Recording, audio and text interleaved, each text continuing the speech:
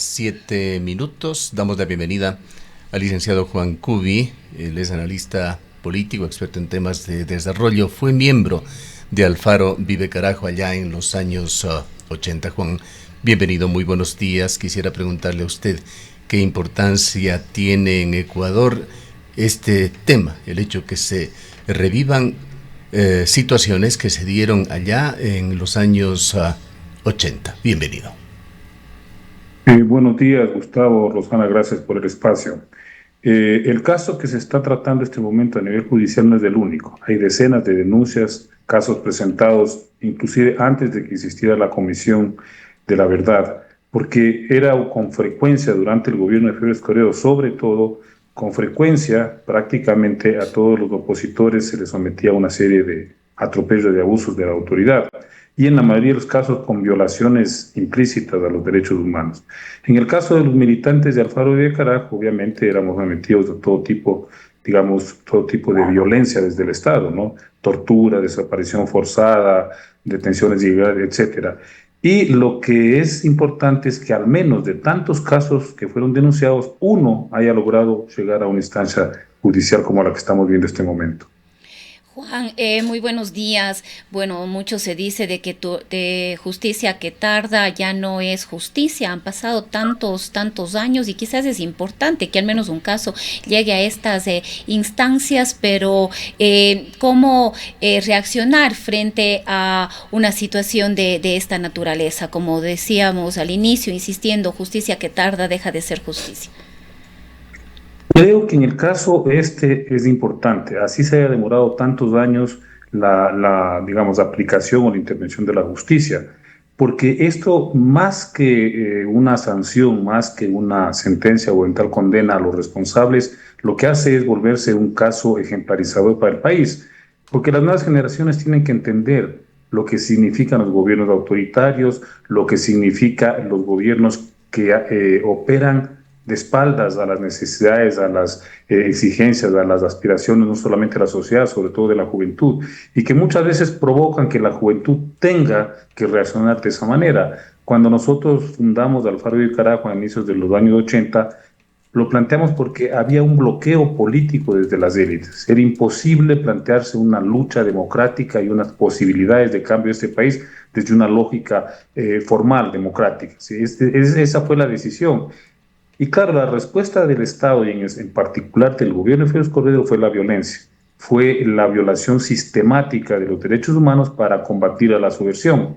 Y lo que estamos planteando ahora es que el que se pueda ventilar estos casos, que el país los conozca, sienta un precedente. Es importante sobre todo para que se sepa que las autoridades no están exentas de cumplir con la justicia.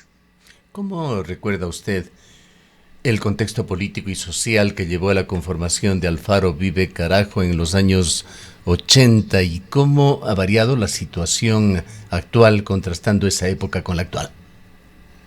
Bueno, en aquella época, como usted sabrá, hubo un retorno a la democracia y luego hubo el atentado, ¿no? Se supone contra el presidente Roldós, que de alguna manera dejó sentadas ya las bases de lo que iban a ser, digamos, los proyectos de ejercicio del poder desde los sectores oligárquicos. Y acuérdese que en el Congreso se bloqueó prácticamente toda la posibilidad de hacer mínimos cambios. Jaime Roldós no era un tipo de izquierda revolucionario, no, un tipo demócrata que tenía la intención de, digamos, generar mejores días para este país. Y sin embargo, hubo un bloqueo de lo que él denominó los patriarcas de la componenda que impidieron que esa posibilidad pudiera cuajar en este país. Nosotros, como proveníamos de unos sectores de izquierda más radicales, nos planteamos, ¿no? Un poco también siguiendo el ejemplo de lo que había ocurrido en Nicaragua, que era factible levantar aquí un movimiento político armado que pudiera confrontar desde la fuerza a estos viejos grupos de poder. Y obviamente esa fuerza que implicaba hacerlo desde la lucha armada. ¿Qué sucedía en el país? Bueno, nada que sea muy distinto de lo que sucede ahora, Gustavo. Pobreza, marginalidad, desigualdades sociales, etcétera. Incluso muchas de esas condiciones se han agravado actualmente, ¿no? De manera que Claro, ahora las condiciones actuales han cambiado notablemente, ya las posibilidades de los grupos armados se han ido reduciendo porque la sociedad ha cambiado, porque el contexto global ha cambiado, pero las razones que nos condujeron a nosotros a esa lucha, creo que en la mayoría de los casos están vigentes. ¿Qué motivaciones personales, tanto más particulares, así como motivaciones colectivas sobre las cuales usted acaba de hablar, le impulsaron a integrarse en un movimiento subversivo? Bueno, yo no me integré, yo soy fundador de ABC. Yo provengo de una experiencia de la izquierda en los años 70, de las luchas estudiantiles. Luego tuve la oportunidad de estar en Nicaragua, donde un poco me empapé de lo que implicaba esa revolución. Y claro, al volver acá al Ecuador, había una cantidad de gente, jóvenes, compañeros, amigos, gente de la universidad, que tenían las mismas inquietudes. Entonces dijimos, bueno, ¿cómo vamos a hacer política en este país si los espacios y los mecanismos formales de la política están absolutamente cerrados? Partidos que eran empresas electorales, partidos que eran controlados por unas élites que los habían vuelto empresas electorales, grupos de poder que impedían cualquier tipo de expresión o manifestación democrática, etcétera, etcétera. Entonces dijimos, bueno, no hay otra posibilidad que hablar desde cierta fuerza, porque la política usted sabe que es un tema de fuerza, ¿no? Puede ser una fuerza electoral como la que acaba de expresarse el día domingo, puede ser una fuerza social como el levantamiento indígena, ¿no? O puede ser una fuerza de corte más político-militar como lo hacen las organizaciones armadas. Crímenes de lesa humanidad se ventilan en este juicio hoy en Ecuador. Cuéntenos sobre su experiencia personal. ¿Le tocó también a usted vivir estas situaciones? ¿Cómo vivió la persecución estatal y las condiciones de represión que hoy se ventilan en este juicio? Gustavo, yo fui detenido el 7 de agosto del año 85 por el caso Isaías. A mí me tuvieron desaparecido 35 días, 5 semanas. Durante esas 5 semanas me torturaron tanto las fuerzas policiales como las fuerzas militares. A mí me pasaron de la policía a inteligencia, el ejército, etcétera, ¿sí? En esos 35 días nunca pude tener acceso a un abogado, ni mi familia tuvo conocimiento de dónde me hallaba, se presumía que yo estaba muerto. Todo eso está debidamente documentado, está respaldado por documentos que la Comisión de la Verdad logró desclasificar, donde en efecto las denuncias que yo presenté hace 40 años están debidamente confirmadas. Sin embargo, ese juicio, que también es parte de estos juicios, de lo que él habla de decenas de juicios, prácticamente quedó bloqueado en la Fiscalía. A pesar de que habían todos los elementos para que continuara, eso fue imposible. Pero en buena hora, este caso, Vaca, Cajas, Jarrín, ha logrado llegar a estas instancias. Y no importa lo que suceda, esperemos nosotros obviamente que haya justicia, pero así no hubiera, así volviera la justicia a verse de alguna manera condicionada por los poderes reales, ya hay un mensaje para este país, un mensaje de saneamiento, un mensaje de curación de la violencia del Estado, que es fundamental para poder ratificar que necesitamos sobre todo una democracia que respete los derechos humanos, derechos sociales, ambientales, etcétera. Ya para doblar la página y hablar algo sobre este Ecuador contemporáneo, Juan, ¿qué significa para usted que después de 4 décadas se esté juzgando a exmilitares por delitos de lesa humanidad? ¿Qué expectativas tiene respecto a la reparación integral, al reconocimiento de la verdad en este caso? Y cuéntenos también si valió la pena lo que vivió usted en su juventud. Yo espero que en efecto no solamente se debata públicamente este caso, sino que obviamente se sanciona a los responsables. Ahora, lo que yo quiero señalar es que también hay responsabilidades no solamente de militares y policías, sino de autoridades civiles. No se olvide que nosotros, cuando fuimos, digamos, detenidos, torturados, planteamos que hubo autoridades civiles que estaban al tanto de eso y que de alguna manera tomaban decisiones. Yo siempre señalé básicamente a 4 que me correspondió verlos. El ingeniero Febres Cordero, fallecido; Marcel Aniao de Vid, que era ministro de Cultura, fallecido; Jaime Nebot, que era entonces alcalde de Guayaquil; y el señor Charlie Pareja, que era asesor directo de Febres Cordero. Esas autoridades civiles tienen también responsabilidad, y en muchos de los casos que se denuncian están señalados. El tema claro es que son personajes que tienen enorme poder y enorme influencia todavía en el manejo de la justicia. Pero claro, yo personalmente sí me gustaría, me interesaría que al menos en el caso este que se está juzgando exista una sentencia favorable desde los jueces, ¿en función de qué? En función de sancionar ese cometimiento de estos delitos, que por suerte no prescriben, Gustavo. Y quisiera que algún momento dado también se pudiera procesar a todos estos otros personajes que fueron parte de ese gobierno represivo, autoritario y en gran medida criminal. Y existe, Juan, efectivamente esa posibilidad, dependiendo de lo que ocurra con los militares que están ahorita involucrados en este proceso, de que luego se extienda a estas otras instancias y quizás de las autoridades civiles para revisar sus responsabilidades. Eso es lo que nosotros esperamos. Pero el hecho de que se esté juzgando este caso del que estamos hablando ya permite al menos que se pueda hablar y que se pueda tratar estas otras responsabilidades, sobre todo de autoridades civiles. Eso es importante y hay que decirlo. Y yo recuerdo, Rosana, que en los años 80, 85, cuando ocurrieron estos hechos, sí se denunciaba, sí se habló abiertamente con Amnistía Internacional, con Human Rights Watch, con las comisiones del Congreso que iban a visitarnos, se les decía claramente cuáles eran las responsabilidades. Lo que pasa es que usted sabe que en estos entramados del poder a veces basta que alguien desmienta, que alguien descalifique para que eso aparezca como que es un invento. Pero claro, la Comisión de la Verdad en el 2010, cuando empieza a investigar y desclasifica documentos, se da cuenta de que en efecto las denuncias que nosotros habíamos presentado tenían fundamento, tenían respaldo en documentos públicos. Eso fue importante. Claro, 10 años después, perdón, no era 2010 sino 2015, 10 años después, bueno, hemos logrado que al menos este caso llegue a estas instancias judiciales. Bien, hablando ya del Ecuador contemporáneo, con este tema de la consulta popular que está tan fresca, la situación suya, que evidentemente ha cambiado de escenarios y métodos, pero no sus convicciones y principios. ¿Cómo ve la situación actual? ¿Qué estrategias contemporáneas considera más efectivas para reducir la desigualdad en un país marcado por brechas territoriales, por brechas sociales?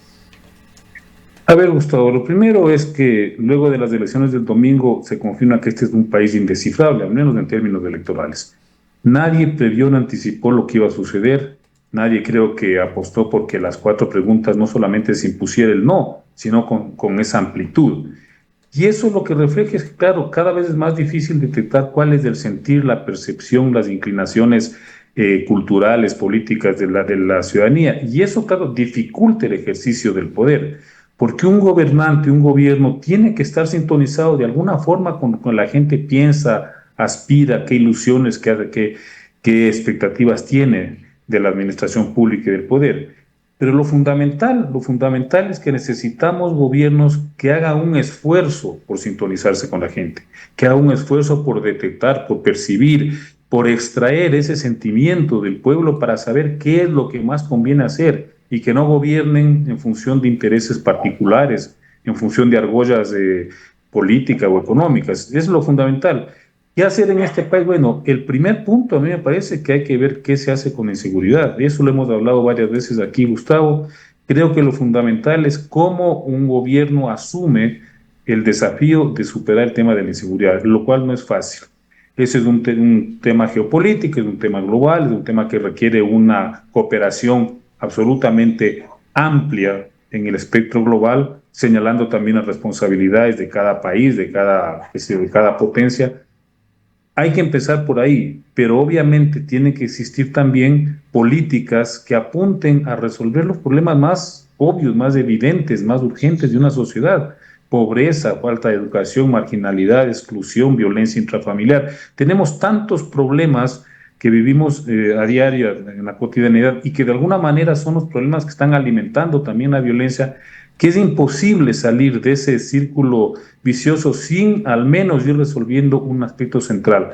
¿Qué hacemos con un país? Y yo no coincido con algunos análisis que dicen que es suficiente la política social.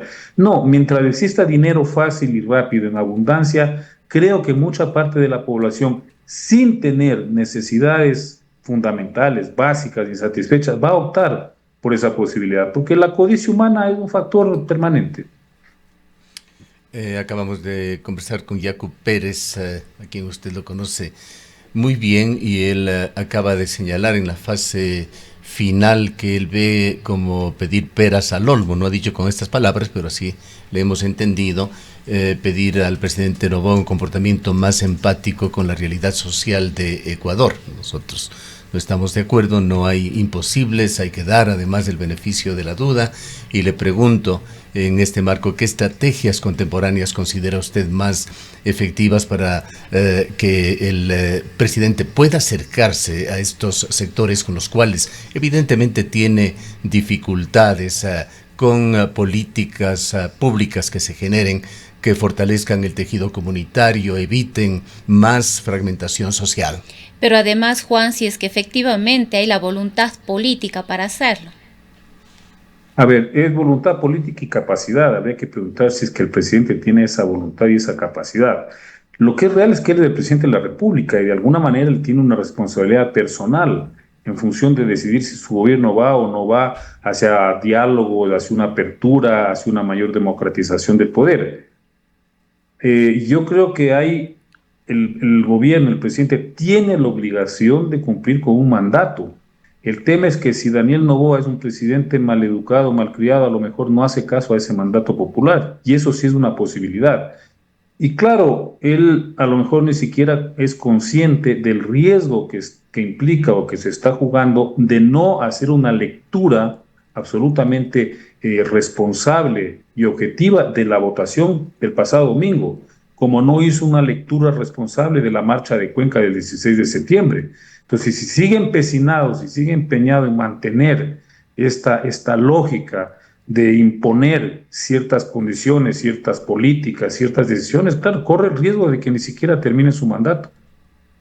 Usted ha hablado de la marcha de Cuenca. Hay otro aspecto muy relevante que se dio en estos últimos días y quisiera preguntarle cuánto de la factura que recibió el gobierno con los resultados del domingo tienen que ver con el tratamiento que hizo del paro nacional, particularmente en Imbabura.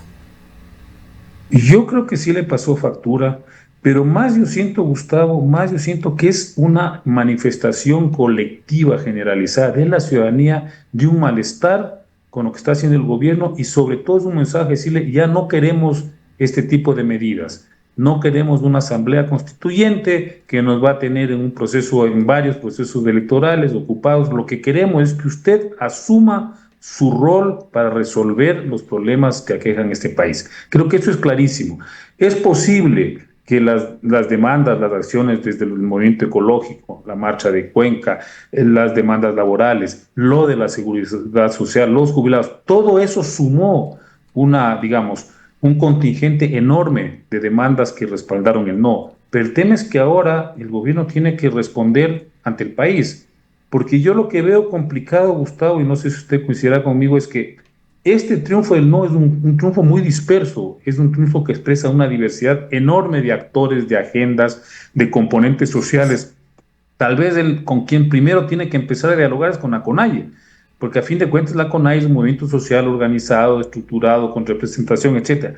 Pero ¿cómo va a dialogar con esos cientos, miles de organizaciones y de grupos de la sociedad que trabajaron por el no? Eso es más complicado. ¿Qué tiene que hacer? Bueno, hacer una lectura adecuada de lo que pasa en el país, del sentir ciudadano y empezar a gobernar en función de esas necesidades y aspiraciones. Hacerlo con la suficiente sensibilidad como para entender ese momento que vive el país. Pero claro, el problema es si él tiene la voluntad y la capacidad de hacerlo, y ahí es cuando sí entramos en un terreno pedregoso.